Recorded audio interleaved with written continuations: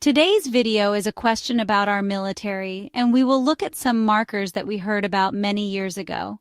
I never know where these answers to your questions are going to lead me, and today's question brought me to a little-known island connected with Jeffrey Epstein's operation that I'd say 90% of the public have never heard about, and it could lead us to why this subject is so sensitive and hard to prosecute.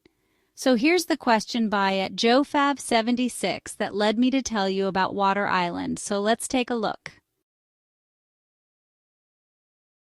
Where is the military? Can we get this thing done now? Patriots are passing away every day.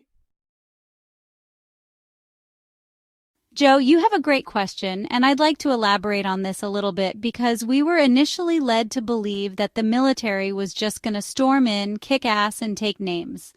For some time, I believed that the first wave of, say, hard disclosure came with the 17th letter, which is military.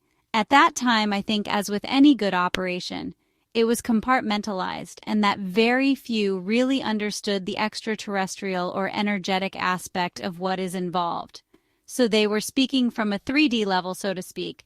There are a couple of references to ascension in the drops. One is specifically related to protecting our DNA. A couple of truthers have said that they have experienced remote viewing, which would suggest a command of energy, but the entire opening act was based on military operation.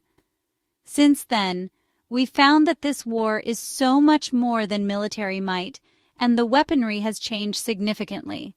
Our military is at work every day, even though we don't see it. The answer is that, unfortunately, no, we can't get this thing done now, and I'm assuming you are speaking of the Nasara Gisara, the Medbeds, and everything associated with our ascension.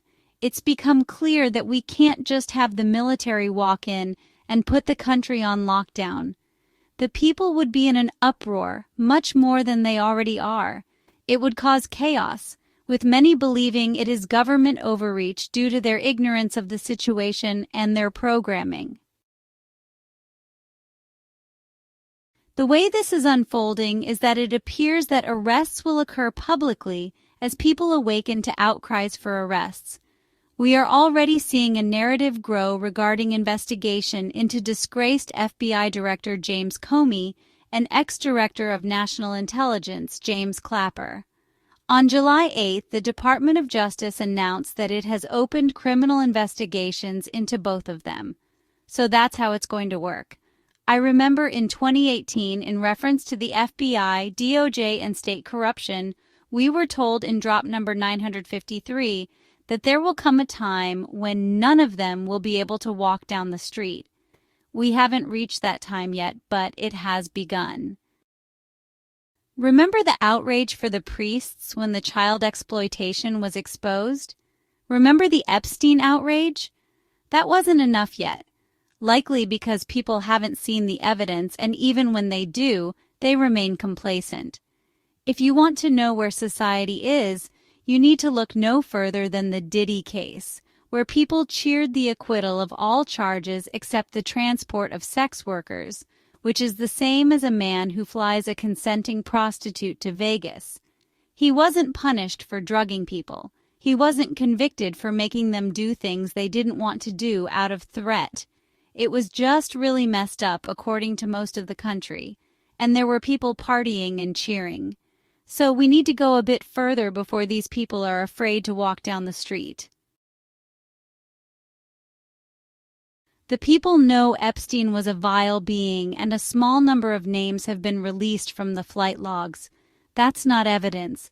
They've dangled the carrot that there are thousands of hours of videotape evidence. Now Bondi has said that photos of despicable acts on children were redacted from the released files. The world is getting angry, and now they are going to bring down the dirty politicians and government officials who not only destroyed and manipulated evidence, but their participation is very likely in the evidence. People really have no idea how big this is. I did a post years ago on an island in the Caribbean named Water Island, which is a very quiet residential island with only 180 full-time residents, no major hotels, few businesses, and one single public beach. It obviously doesn't draw many tourists. It's just about 7 nautical miles from Little St. James, also known as Epstein Island. That's 10 minutes by boat. There is no direct connection between St. Thomas and Little St. James Island, and via multiple connections, it takes nearly 3 hours, but there is a ferry from the Cyril E. King Airport directly to Water Island that only takes 5 minutes. Since there's no airport on Water Island, the only way to get to Little St. James is by boat or submarine. Sounds wild, doesn't it? The entire island, known as Water Island, was purchased by the United States in 1944. In 1996, 50 acres of it was quit-claim deeded to the U.S. Virgin Islands government, which is a very odd way to transfer property. It basically means I'm not saying I have any ownership, but whatever I might have, I'm transferring to you. This is very rare, and basically what it did was give $25,000 and full jurisdictional control to the Virgin Islands, moving it out of U.S. jurisdiction. The other 450 acres was later sold in parcels to wealthy private owners, including Joe Biden's younger brother, James. Currently, the Virgin Islands owns 94% of the island, with the U.S. Department of Interior owning 30 acres or 6% at Sprat Point. Jeffrey Epstein purchased his island 2 years after the transfer. I am working on tying these threads together for you, but what I can tell you now is that St. Thomas Cargo and Ship Services is just across the water from Water Island, and shipping containers for the islands come into that port.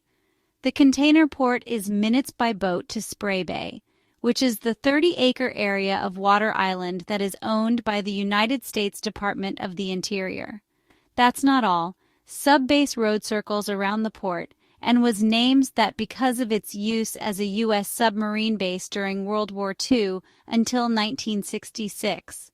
The base was specifically modified with reinforced piers for submarines with 15 to 20-foot drafts, and there are currently submarine rides available in the area. You might think, what does a submarine base have to do with anything?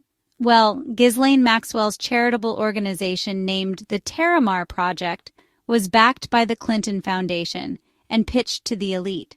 As part of this underwater exploration, Ghislaine Maxwell got a submersible captain's license with qualification in remotely operated vehicles. The Terramar Project website was promoting Migaloo private submersible yachts. These are some next-level yachts, guys, that cost between $2 and $3 billion. That's with a B. Most of the info about the submarine has been scrubbed, but I specifically remember a video of Maxwell giving a tour of the interior of a very fancy submarine, and right after I posted about this on Facebook, my account got axed without notice. One of the things that should be noted is that the Terramar Project was established after the first time Epstein got busted in Florida, and just 6 days after Epstein's second arrest, Maxwell announced she was shutting down the Terramar Project. So he gets busted, she establishes a charity that makes nothing and gives away nothing but has a submarine, and coincidentally, Joe Biden's brother bought a 1-acre parcel of land on Water Island in 2005 for $150,000, a year before Epstein's first arrest. He got an easement from the Department of the Interior and divided the lot into 3 parcels, and one of them were sold to lobbyist Scott Green, who has ties to the Biden family. I have to do this in a separate video if you guys want to know, but the whole Epstein thing is tied into the Department of Defense and property on an island very close to Epstein's island. The point is that the military can't storm in because everybody, everywhere is involved, including high-level government and military people. There are still many people in positions of power that must be flushed out, or it could make it very hard to control the people in a time that will already require lockdowns. We don't want military conflict. My understanding is that the awakening phase has been completed. Enough people understand and believe the long-standing corruption. It has been rolled out in a way that people get it. Sure, there are some that listen to the changing narratives as the guilty spin their involvement. Now, the people want justice, and some decoders have found messages that we moved into the judgment phase of the operation on July 5th. It's just the start. They need to dig themselves in a little deeper. The guilt of the corrupt must become so apparent that people will become enraged and they won't be able to do anything but hide. Also, the seeds of extraterrestrial existence has been accepted. The masses don't yet accept that the ETs are cooperating with us, though. There has also been an intention to show that POTUS will bring in the military, which kind of desensitizes the people to military occupation. Nothing we can say or do is going to make this go any faster. It's enormous, and there apparently is a very detailed plan on how this is going to go down, which will ultimately result in the least amount of casualties. Yes, there are many people that are dying every day, and I think the hardest thing to understand is that this isn't about getting medbeds. This is about becoming a civilization of people who are capable of handling medbeds and other powerful technologies. It's easy to forget that we are already at war because we aren't hearing about dying and seeing the media footage of carnage in some faraway land. But make no mistake, we are at war. It's just no longer done in sight. Can you imagine if we hadn't have destroyed the Iranian nuclear capabilities? Talk about a chink in the chain. That could have messed things up big time and killed many people. So it requires a bit of a shift in our understanding of how the military is fighting this war. Denuclearization was a requirement in the plan for our evolution. That's another shift in perspective that is important. We must realize that this is not only a war for our freedom from the monetary control by the machine, it is a war for our very essence, our minds and our spirits. It's one thing to learn that the media covered up or lied about a story. It's completely next level to learn that they have lied and suppressed our development of our God-given capabilities and power that lie within each of us.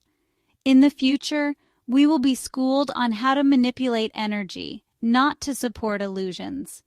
There's one thing that we heard over and over again for those who have been watching this movie from the start. Remember the phrase, trust the plan? Now's that time. In this world of deception, there have been many remote viewers who have seen that God won. One such viewer gave the date of 2030 as his viewing point, so that's why we are likely also hearing that the shift will be complete by 2030. The wait is difficult, but this isn't a quick fix, guys. This is truly an intricate and well-planned operation that is going to run its course with or without us. From my perspective, the best thing that we can do is raise our frequencies from anger and fear to align with those of hope and gratitude. Until next time, remember this quote by Desmond Tutu. Hope is being able to see that there is light despite all of the darkness.